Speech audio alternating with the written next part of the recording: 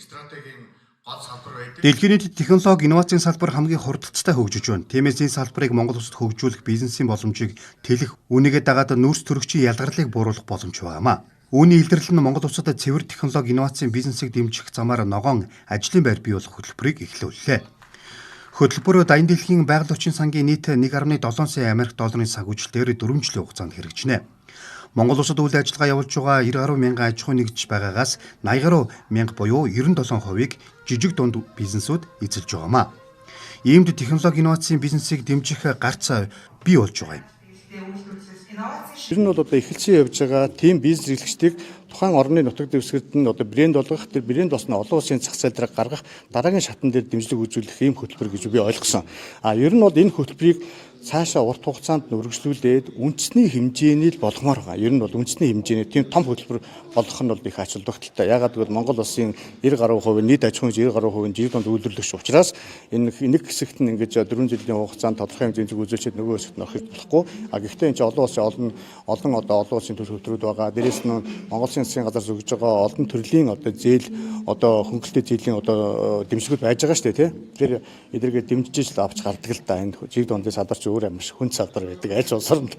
За энэ хүү төслийн одоо гол зорилго маань бол Монгол улсад цэвэр технологиг нутагшуулах, тэр дундаа стартап гарааны бизнес энтерпренершипүүдийг одоо цэвэр технологи сургаж хөгжүүлээд за тэгээд тодорхой хэмжээний санхүүжилтийг бол бид нар бас өхөрөөс зорж байгаа. За тэгээд хамгийн гол зүйл маань бол бидний цэвэр технологи Монгол улсад нутагшуулах энэ чиглэлийнхэн экосистемийг бий болгохоор бас зорж ижих юм байна. За Монголд бол ингээд тойрог эдийн засаг, цэвэр технологи, ногоон эдийн засаг гэдэг ногоон технологи гэдэг маш ийм ойлголтууд ингээд хүмүүс ингээд толгойд яваад байдаг. Цэвэр технологи гэдэг нь өөрөө ямар ч тавь гэхээр технологи хөгжүүлэх замаар байгаль орчинд ээлтэй бизнесийг хөгжүүлэх нь тэрийг л ер нь хэлээд байгаа. За энэ дотор юу орж ийнэ гэхээр жишээ нь одоо сэргээгчийн мөчийг нэвтрүүлж тэр цэвэр технологи. Нэг бол одоо юу гэдэг чинь усны маш сайн хэмнэлтийг бий болгож байгаа. Тэр технологи хөгжүүлсэн замаар, хөгжүүлэх замаар усыг одоо хэмнэж байгаа. Тэр бол жишээ нь цэвэр технологи. Нөгөө талдаа одоо байгаль орчинд ээлтэйгээр ямар нэгэн одоо жишээ нь юу гэдэг чинь шинэ технологи төр тухайн бизнесээр нэвтрүүлээд тэр бизнесийн одоо ямар ч байгаль орчинд халт халгуур үйл ажиллагаа явуулж байгаа бол тэрийг цэвэр технологи гэж нэрлэж байгаа гэсэн. Жижиг дунд бизнес нь улс орнуудын тэр дундаа хөгжиж байгаа орнуудын эдийн засаг томоохон үүрэг гүйцэтгэдэг. Судалгаагаар дэлхийн хэмжээнд оршин тогтнож байгаа бизнесийн 90% хувийг жижиг дунд бизнесүүд эзэлдэг.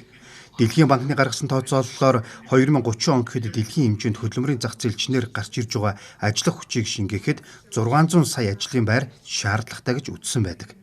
Цэвэр технологи инновацийн бизнесийг дэмжих хөтөлбөр хэрэгжснээр Монголд бага нүүрс төрөгчтэй доктортой эдийн засгийг хөгжүүлэх зорилготой. Мөн гарааны бизнес эрхлэгч, жижиг дунд үйлдвэрүүд, судлаач, бодлого боловсруулагч, олон улсын хөрөнгө оруулагч, санхүүгийн байгууллагуудад чиглүүлэх юм аа.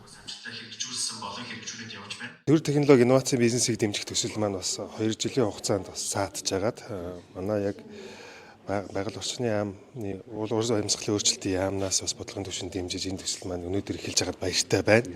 Цаашид бол энэ төсөл маань Монгол улсын урт хугацааны хөгжлийн хөтөлбөр 2050 багийн дунд хугацааны хөтөлбөрүүдийн орж байгаа барилт зорилтуудыг яг хангаж байгаа. Жижиг дунд бизнес ялангуяа байгаль экологид сөрөг нөлөө багтай цэвэр технологи, ногоон технологид стартапуудыг дэмжих, тэр дундаа залуучууд, эмэгтэйчүүдийн бизнесийг дэмжих гэдгээр бол одоо манай засгийн газрын бодлого хэрэгжил зөвлөлтүүндүүд бол бүрэн хангаж байгаа төсөл юм аа. Энэ төсөл эхэлж байгаа бид баяртай байна.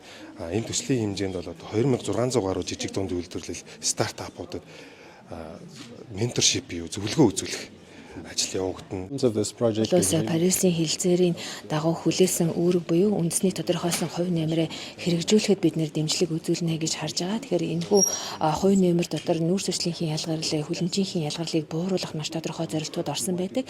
За энэ зорилтод хүрэхин тулд бид нэр хувийн хөвшил ялангуяа энтерпренерүүд цэвэр технологи, инновацийг Монголын хөрсөнд тохирсон байдлаар хөгжүүлж тэр нь хувийн хөвшилд нэвтэрснээрээ энэ засгийн газрын бодлогод бас чухал нэмэр нөлөө үзүүлнэ гэж харж байгаа. Үүнийг бид нэр төслийн хүлээгдэж байгаа үр дүн гэж тооцоолсон.